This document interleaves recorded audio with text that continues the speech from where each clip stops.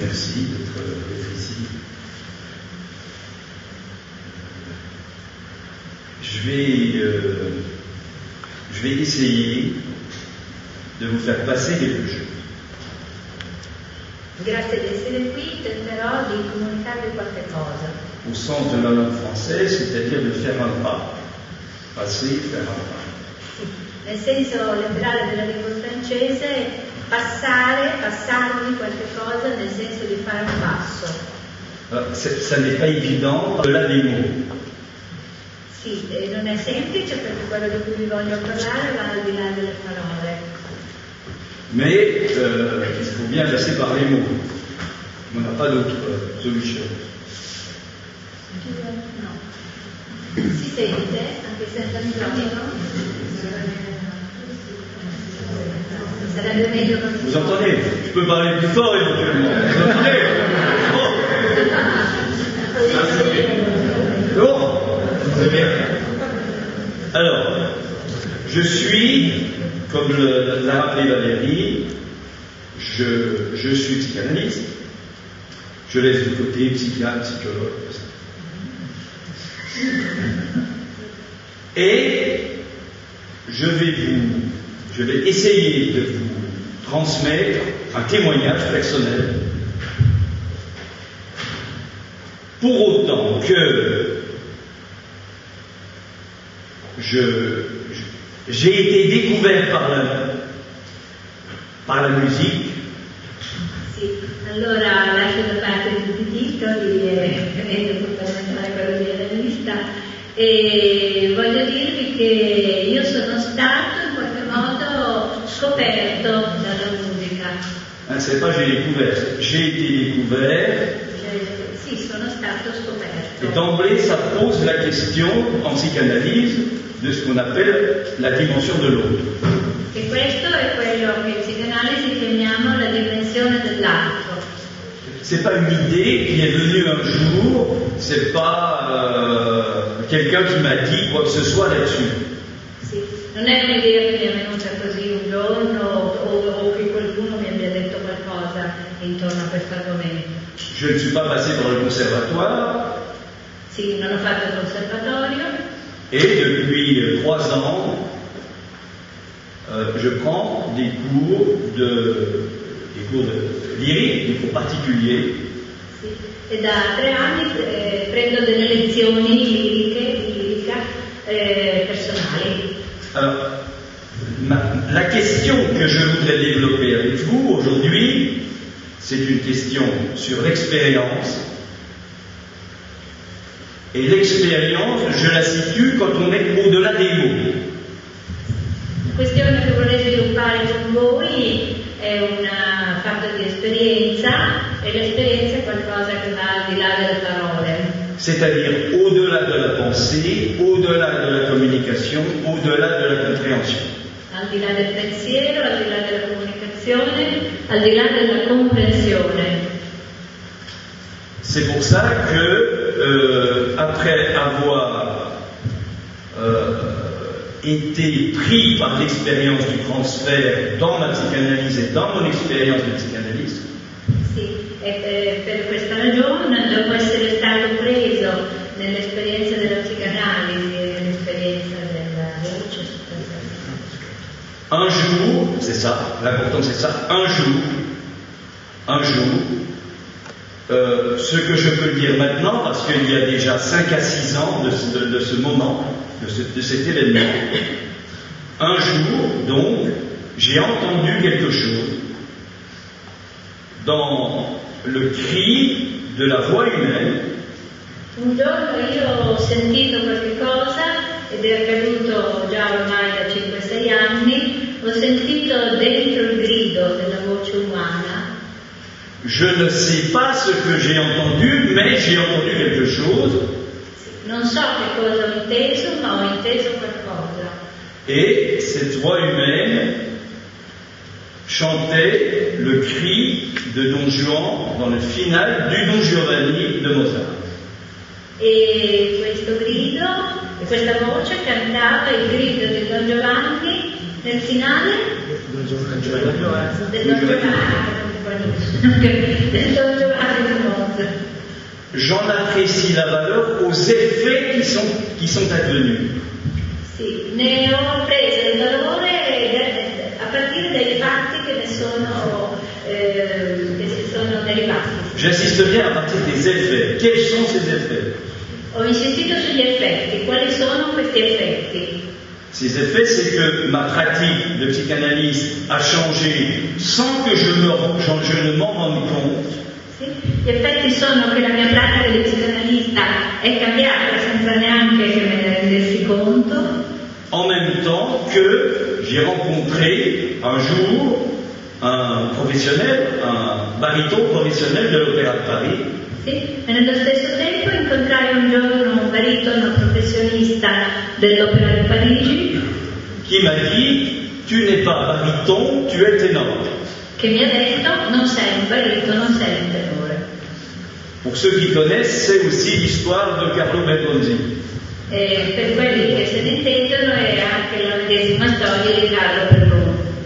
Et donc, en travaillant avec lui, progressivement, est apparu Lavorando con lui, progressivamente è apparso, je dirais, Sì. une voix si è evidenziata, diciamo è apparsa, si è evidenziata una voce que je n'avais jamais entendue, che io non avevo mai udito, puisque cette voix se caractérise par une très grande richesse des harmoniques dans les aigus, perché questa voce si caratterizza per una grandissima ricchezza delle armoniche negli acuti.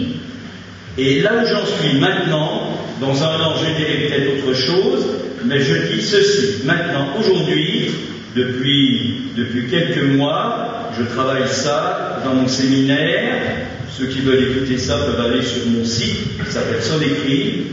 Sì, e ne posso dire qualche cosa oggi, dopo un certo periodo, e questa esperienza l'ho trasposta in un mio seminario che potete trovare sul sito Sonecri, che è citato. Je dis ceci. Nelle prime. J'avais mes cartes. Les cartes, c'est ceci. Pendant ma psychanalyse, une trace écrite a été élaborée.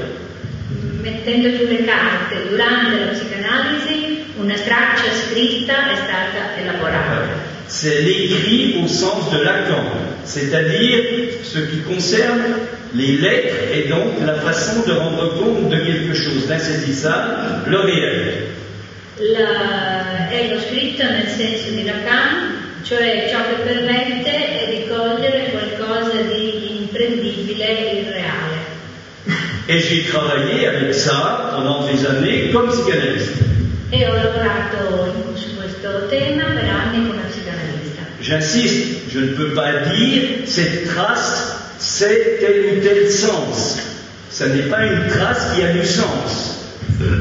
Non posso dire questa traccia ha questo senso piuttosto che un altro. È una traccia che non ha senso preciso, che non ha un senso preciso. Et en fait,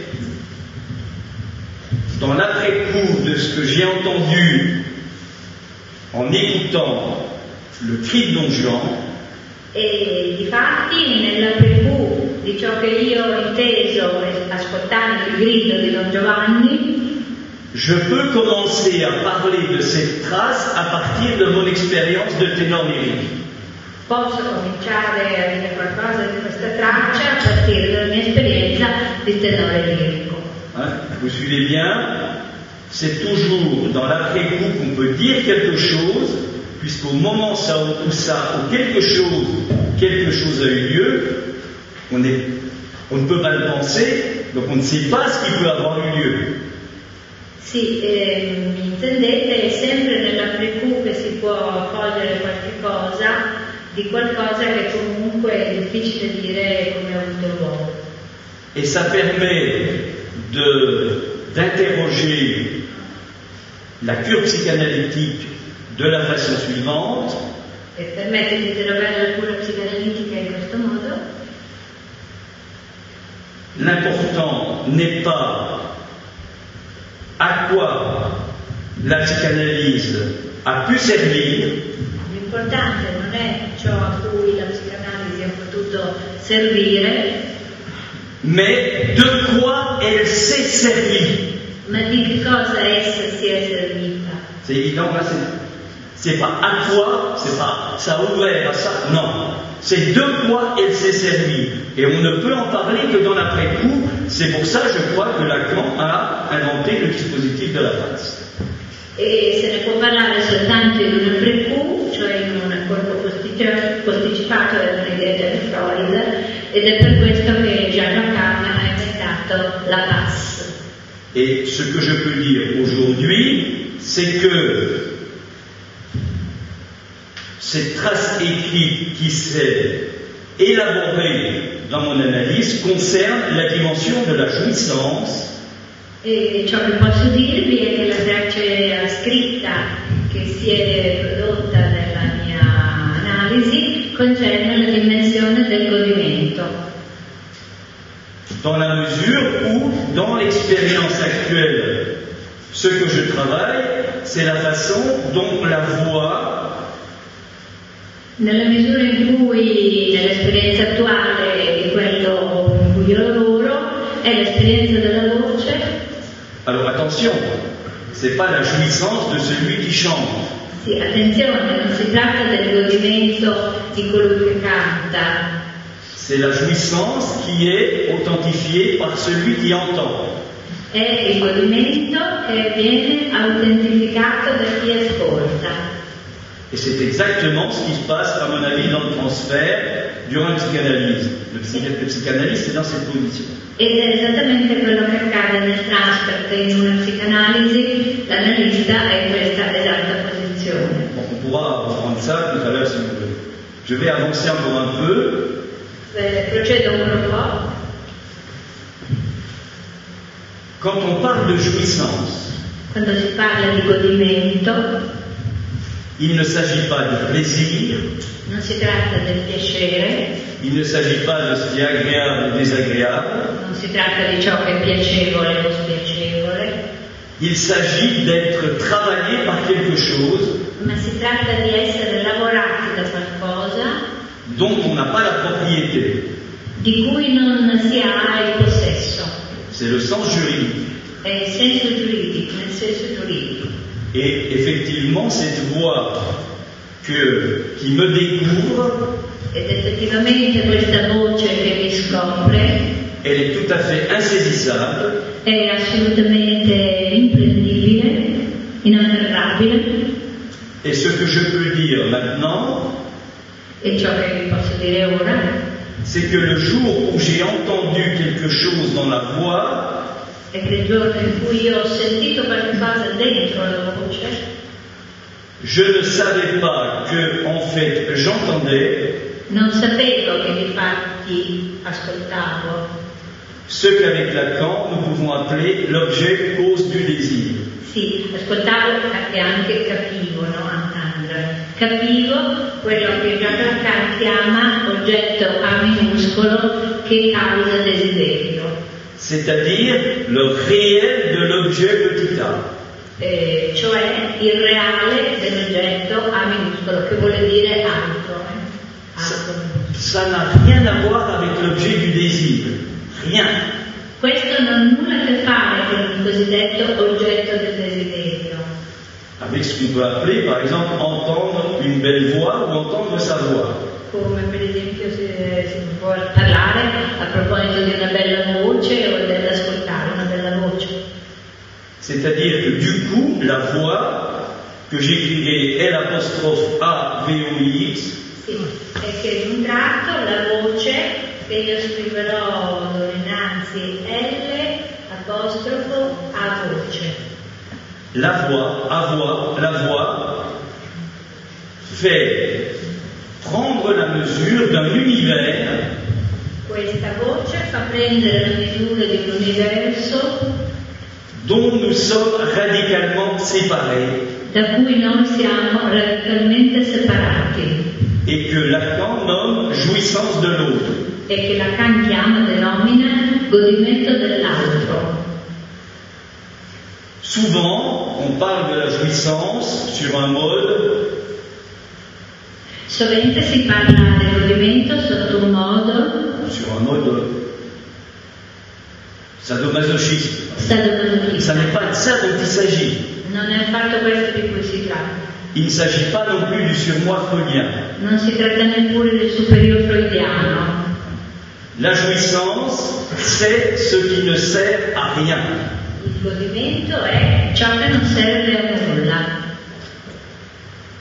Alors, ça revient à la question de tout à l'heure, que la psychanalyse, la question pour elle n'est pas à quoi elle a servi, mais de quoi elle s'est servie. Questo ritorna a ciò che dicevo poc'anzi, che la psicanalisi non conta per ciò a cui serve, ma per quello di cui si serve.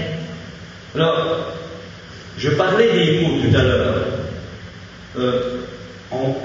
En général, nous sommes pris par le sens commun des mots. Ho parlato poco fa di parole. In genere noi siamo presi dal senso comune delle parole, dal significato comune. C'est ainsi qu'on peut dire que la découverte de Freud, È così che si può dire che la scoperta di Freud c'est comme ça que c'est dit habituellement, c'est la découverte de la sexualité inconsciente. Così si dice abitualmente, la scoperta di Freud è la scoperta della sessualità inconscia. C'est-à-dire de ce qui, du sexuel, est inconscient. Cioè di ciò che del sessuale resta inconscio. On arrive un peu à peu près à se faire une idée, à avoir une représentation de ça. Ci si può grosso modo fare un'idea, una rappresentazione di questo fatto. Et quand on lit Freud, on peut tout à fait être de cet avis-là, parce que Freud l'énonce avec des mots. E quando si legge Freud si può essere assolutamente del suo parere, poiché lui lo enuncia con parole. Le problème, c'est que Freud vient buter sur une question. Il problema è che Freud arriva poi a battere su una questione: que veut la femme? Cosa vuole una donna? Was will das Weib? Was will das Weib? Il ne peut pas dépasser cette question. Non riesce a superare questa domanda. En fait, il introduit là, sans le savoir, la question du féminin telle que Lacan va la traiter. E in effetti Freud introduce in questo momento, con questa domanda, la questione del femminile come Lacan lo tratterà. Et la question du féminin, ça n'est pas le masculin d'un côté, le féminin de l'autre, tel que c'est défini à l'état civil. E la questione del femminile non è il femminile da una parte e il maschile dall'altra, così come lo definisce lo Stato civile. Le fait d'être parlant. Il fatto di essere parlanti.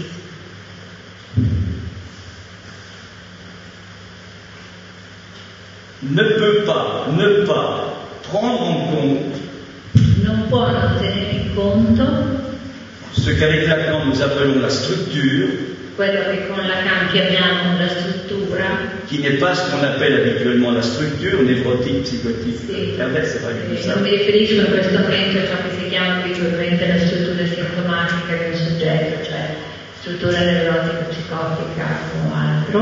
La structure, c'est les effets de l'entrée en jeu du langage chez tout être parlant.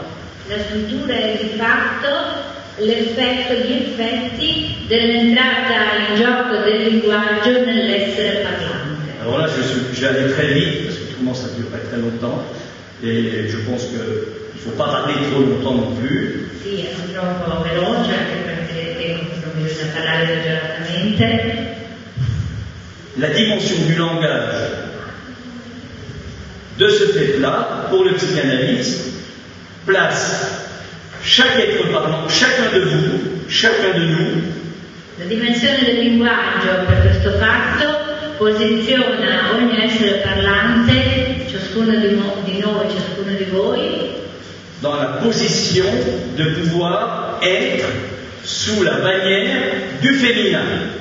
Nella posizione di poter essere sotto la bandiera del femminile. Pour autant que le féminin, c'est quelque chose qui entend. Per il fatto che il femminile è qualcosa che intende. Je n'ai pas le temps de détailler ça, mais Lacan développe ça dans le séminaire encore, après avoir travaillé les 4 discours, les formules de la situation. Sì, non ho tempo di estendermi su questo, ma Lacan ha lavorato l'argomento nel suo famoso seminario 20° ancora, e dopo aver trattato dei 4 discorsi della psicanalisi, Les formules de la situation. E le formule della situazione. J'ouvre une parenthèse, vous savez qu'à l'opéra, les femmes ont été pendant très longtemps éliminées. Apro una parentesi, voi sapete che nella storia dell'opera le donne sono state per un lungo tempo eliminate, messe da parte. Je crois que ça dépasse toutes les explications rationnelles. Io credo che questo fatto superi ogni spiegazione razionale, va al di là di ogni spiegazione razionale. On touche à une intuition du féminin depuis toujours dans ces exclusions. Sì, si intravede una dimensione del femminile in questa esclusione, in ogni esclusione. Et la grande énigme, parce que ça ne peut être qu'une énigme, le féminin. E il grande enigma, perché il femminile non può essere altro che un enigma, c'est qu'est-ce qui fait que je vais l'appeler simplement, que cette part féminine peut être convoquée chez quelqu'un qui parle, qu'il soit homme ou femme, au sens de l'état civil. Ma che cos'è questo fatto che la parte femminile può essere convocata in chiunque, in ognuno, sia esso maschio o femmina? Ce qui est en jeu là, Ciò che è in gioco qua c'est la dimension du corps. è la dimensione del corpo. La dimension du corps vivant. Dimensione del corpo vivente. Pas vivant au sens de la médecine, de la psychologie, de la biologie, de l'histologie. C'est pas ce corps-là. Non vivo nel senso della medicina, della psicologia, della biologia, ma in un altro senso. Je crois qu'on pourrait rapprocher ça de la dimension du corps tel qu'il était considéré autrefois dans ce que l'on appelle l'initiation. Io penso che questo possa essere considerato nella dimensione del corpo, nel fatto che un tempo era chiamato iniziazione. Donc vous connaissez dans cette dimension des mystères. Conoscete la dimensione dei misteri antichi. Il en résulte que dans une psychanalyse, comme dans l'expérience du champ que je connais, Ne risulta che nell'esperienza della psicanalisi, come nell'esperienza del canto, oui, sì, che conosco, nouvellement, bien sûr. Avant je chantais, mais ça n'avait rien à voir avec ça. Che io conosco in modo nuovo, in modo recente.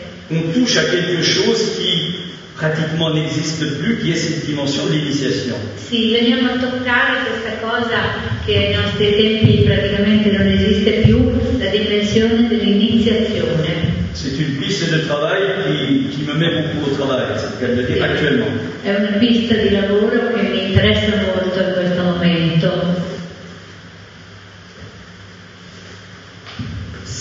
Cette question du corps, on pourrait appeler des techniques du corps, mais pas au sens actuel, hein. C'est pas du tout de ça dont il s'agit. Questa questione del corpo si potrebbe dire le tecniche del corpo, ma non nel senso usuale della parola, non è di questo che si tratta. Même si on a à apprendre un certain nombre de gestes techniques sur le plan de la respiration diaphragmatique, par exemple.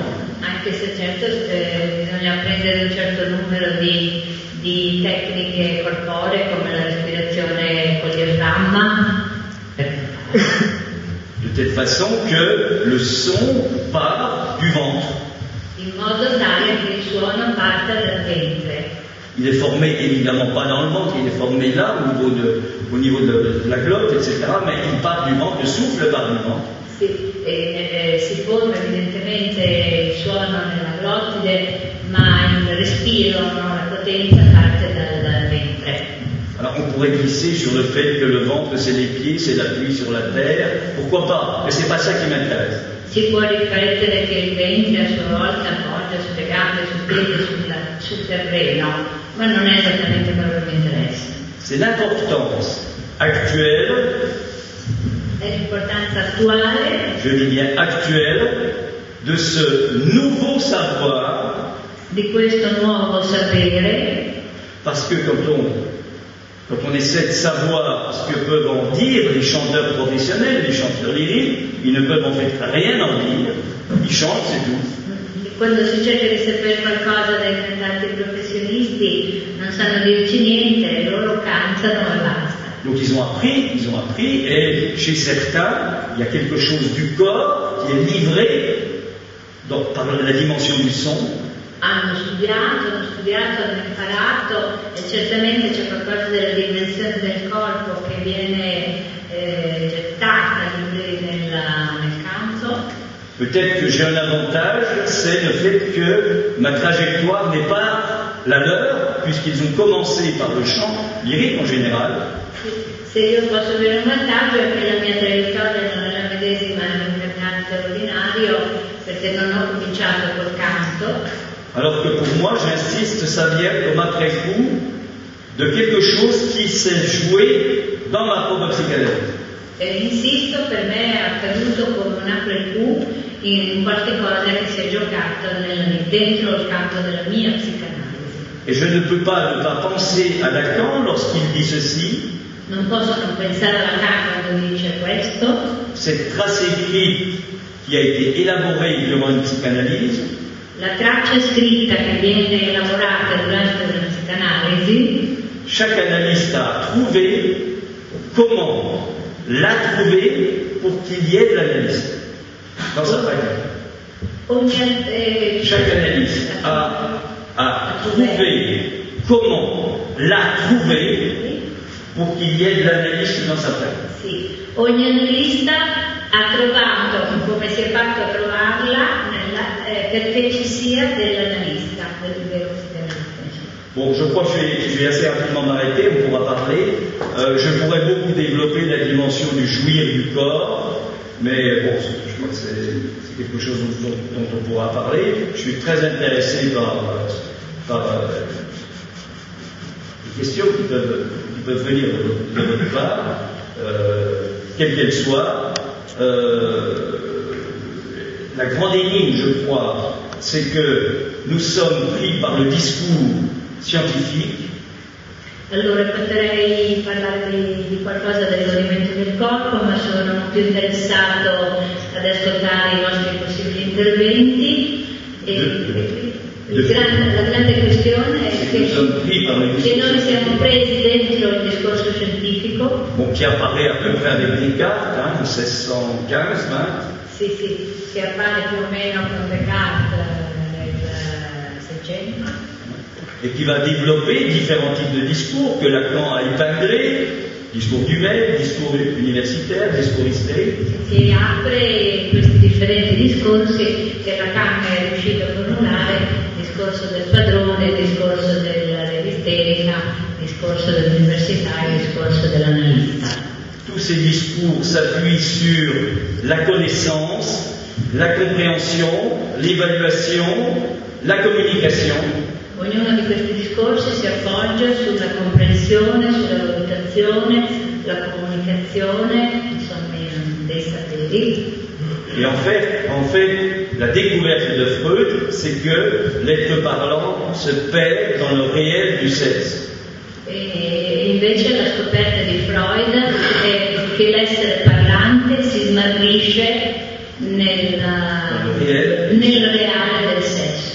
C'est-à-dire qu'il importe de différencier le sexuel au sens commun du terme.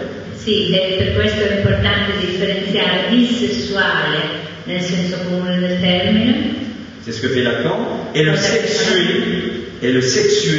Et il sessuato.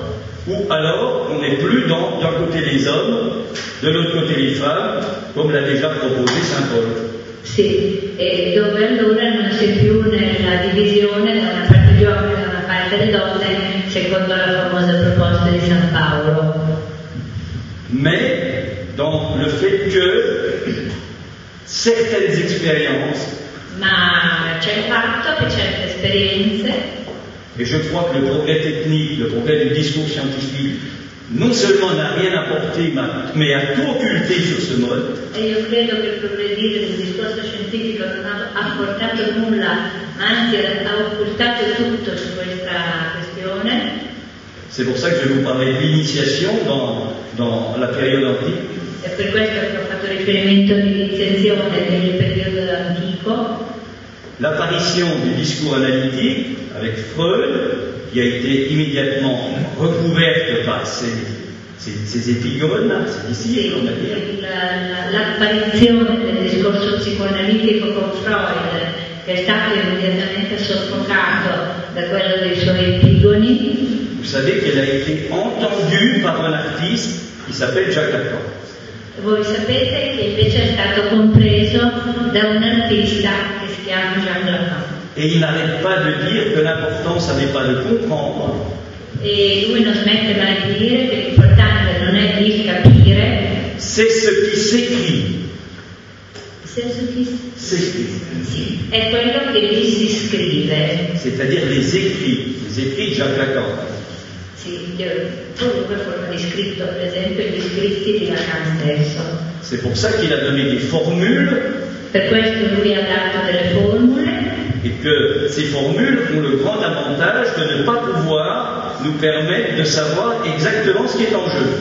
e che le sue formule hanno il vantaggio di non permetterci mai di capire esattamente quel che è in gioco. Chacun peut donc les recevoir de façon singulière.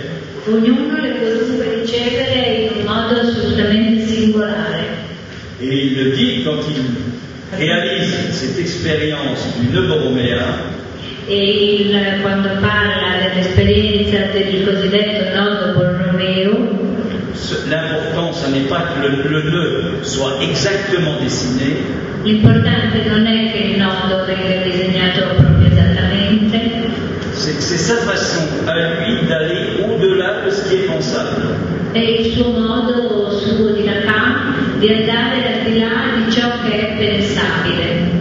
C'est-à-dire, dans cet espace qu'il va nommer ce qui fait trois.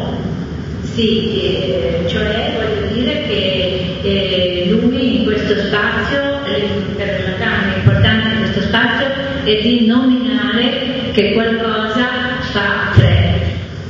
C'est-à-dire le réel. C'est-à-dire le réel. E cioè il reale. Eh bien, je vais m'arrêter sur cette question.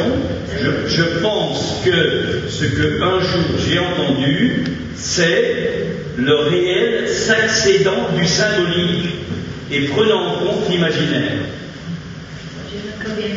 Ce que j'ai entendu un jour dans un silence du cri, c'est le réel qui s'accède du symbolique. Le réel vient du symbolique. Sì.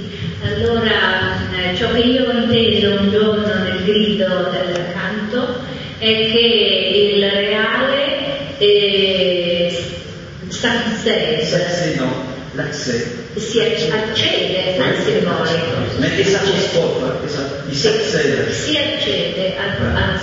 Du symbolique.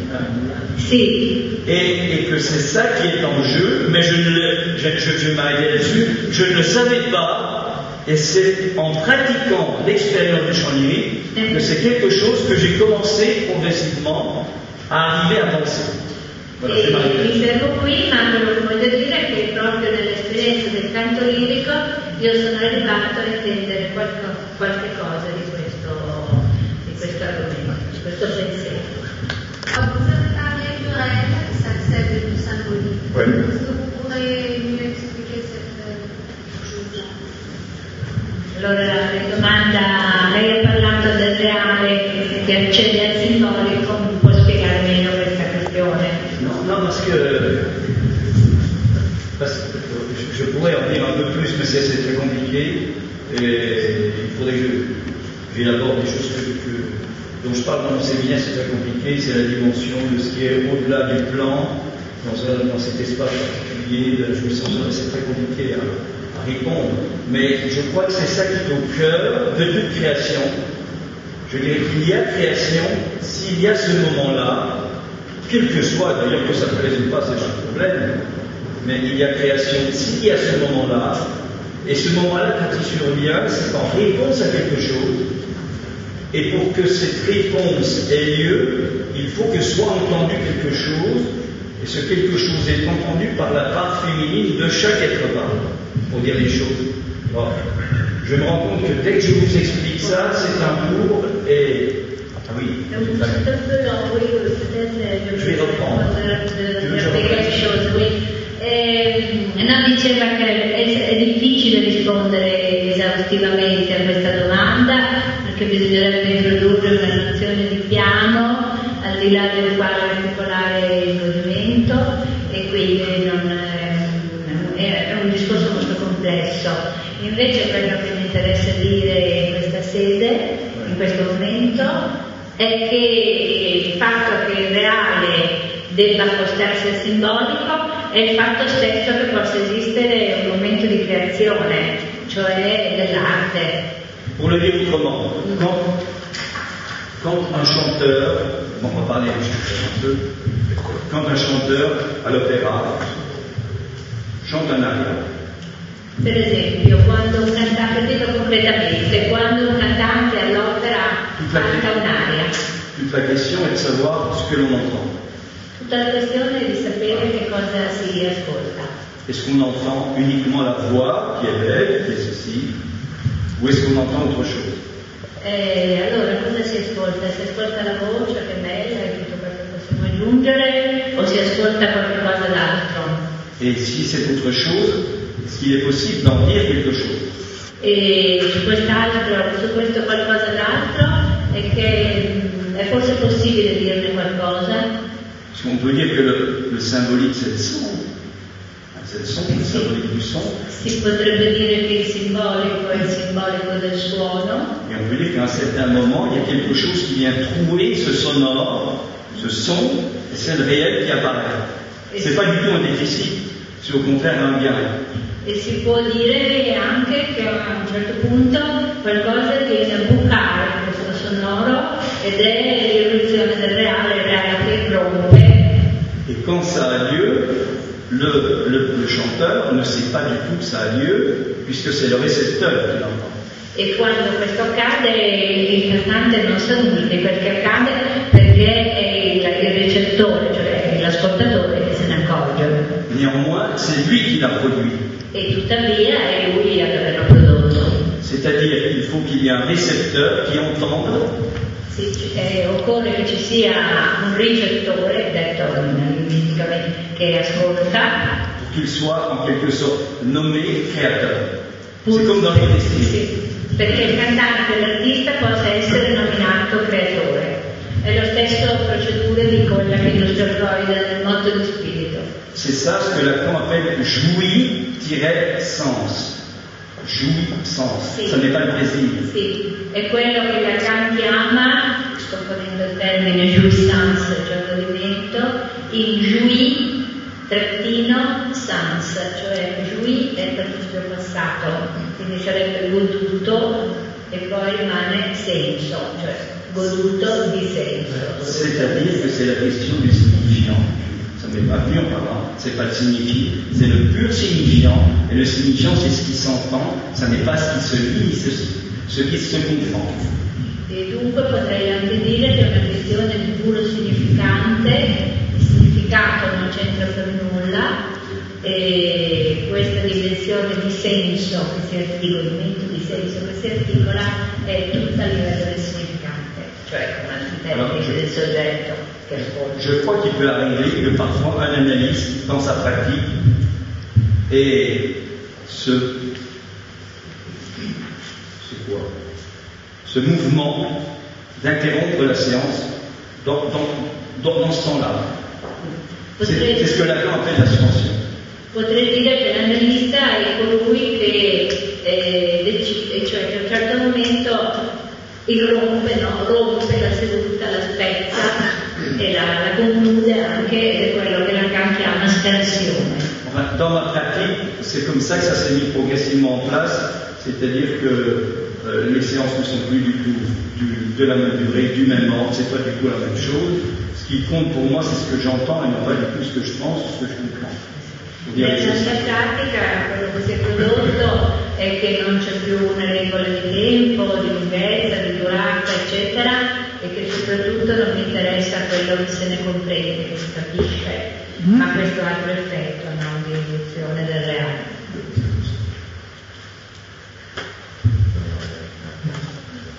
Ce qui m'a intéressé, il y a beaucoup de choses qui m'ont intéressé, mais les deux questions, c'est que la jouissance, c'est ce que je sers à rien, et ça, je pense que c'est vraiment le noyau de la question de la jouissance. Et l'autre question, qui est nouvelle dans ce champ d'habitude, c'est la question de la position que vous avez faite du corps comme initiation dans le champ. Et ça, je pense que c'est une question vraiment capitale. Oui. Alors, la question que je veux vous poser, c'est la suivante. Comment vous relationnez la question de l'initiation avec la question de l'entendre et avec la question de la sublimation, qui c'est une partie importante dans la question de la foi. Donc, c'est ces deux questions. Initiation, sublimation, initiation et entendre. Oui, c'est più complicato. L'ideale è sé femminile. Dunque, lei dice che le deux propositions qu'elle a trouvées très intéressantes sont le fait que la jouissance ne se fait rien. Vuoi l'italiano? Diciamo per sempre lui. No, la prossima domanda era molto complessa, ma ero sicura che fosse chiaro. Allora, Laura Pigozzi domanda, dopo aver detto che le due frasi che ho trovato estremamente interessanti, il nocciolo della questione, sarebbero il fatto che il godimento non serve a nulla, questa enunciazione, e l'altra che il corpo che ascolta, il corpo anche che canta, avrebbe a che fare con l'iniziazione, il rapporto del canto con l'iniziazione. E poi lei riunisce i due rami, diciamo, di questa questione, domandando in più come questo si raccorderebbe col processo di sublimazione e dell'ascolto insieme. La première chose, la jouissance, c'est ce qui ne sert à rien, il faut rajouter quelque chose. C'est dans cette logique de ce qui sert, c'est-à-dire l'outil et fouille. On trouve ça chez les stoïciens, on trouve ça chez Saint-Augustin. Allora, la prima cosa da definire è sull'enunciazione che il godimento non serve a nulla, che viene detto nel senso dell'opposizione servire, nel senso di essere utile o non essere nella logica dell'utile, e quindi una disgiunzione che aveva già notato Sant'Agostino, distinguendo i due verbi utor e fluor. Et on peut dire dans une psychanalyse, celui qui parle, l'analysant, il croit beaucoup à cette dimension utile parce qu'il utilise des mots. Quindi la cosa che c'è da dire è che nella psicanalisi l'analizzante crede molto a questa dimensione dell'utile dal momento che utilizza, impiega delle parole. C'est-à-dire qu'il croit au morticus tout à fait au sens, au signifié. E che crede fino in fondo al senso, al significato di quello che dice. Il n'a aucune idée que ce qui est important, c'est le signifiant. Non capisce, non ha nessuna idea che quello che soltanto conta è il significante. Ça, c'est la première. La deuxième chose, c'est quelque chose qui commence à apparaître pour moi une piste importante. Je ne peux pas dire grand-chose, mais je pense que par exemple, à Éleusis, on ne sait pas ce qui se passait dans les mystères, mais sans doute il y avait quelque chose du corps qui était engagé on ne sait pas comment, mais de ce corps dont on essaie de parler, c'est-à-dire du jouir du corps, et non pas dans la compréhension de quoi que ce soit. Sì, il secondo fatto, la questione del rapporto con l'iniziazione, è che gli antichi ne sapevano evidentemente qualche cosa, che si trattava di qualcosa che concerneva il corpo, per esempio Eleusi nei Celebelli dei Misteri Eleusini, che ricordo erano quelli che trattavano le pratiche femminili, erano riservate alle donne. E dunque là si arrivava a qualcosa che concerneva la questione del lavoro della donna, il procedimento è quello femminile. Però non abbiamo scritto Ce qui est important, c'est que le discours habituel occulte tout ça, et justement dit que c'est de l'occulte. Sì, importante far notare che il discorso usuale occulta questo fatto e che dice che i misteri sono qualcosa anche esso di occulto, cioè che non è razionale nel senso. Ce dont on parle dans la jouissance, ça touche à l'occulte. Invece ciò di cui si parla nel godimento tocca l'occulto. Ça n'est pas l'occulte, mais ça touche à l'occulte. Scusate, e non è l'occulto, cioè nel senso anche del non razionale, ma è l'occultato, diciamo, no? Quindi tocca ciò che è stato. Ce qui va dans le sens de l'initiation, c'est le fait que, ça c'est mon expérience, on découvre le chant lyrique par une expérience, c'est la mienne, d'une tradition qui a commencé en Italie il y a 4 siècles. C'est quelque chose qui se transmet par voie orale. Pensando all'iniziazione, io mi ricollego al fatto della nascita del canto lirico in Italia, che si trasmette da 4 secoli e che è un fatto di eminente oralità. Et c'est basé sur les voyelles telles qu'elles sont dans la langue italienne. Sì, e si basa sulle vocali, così come sono presenti nella lingua italiana, soprattutto la I. Et vous savez l'importance des voyelles chez l'être parlant, on va dire tout à fait au début. Sì, e voi conoscete l'importanza dell'essere parlante e soprattutto all'inizio del suo accesso al linguaggio.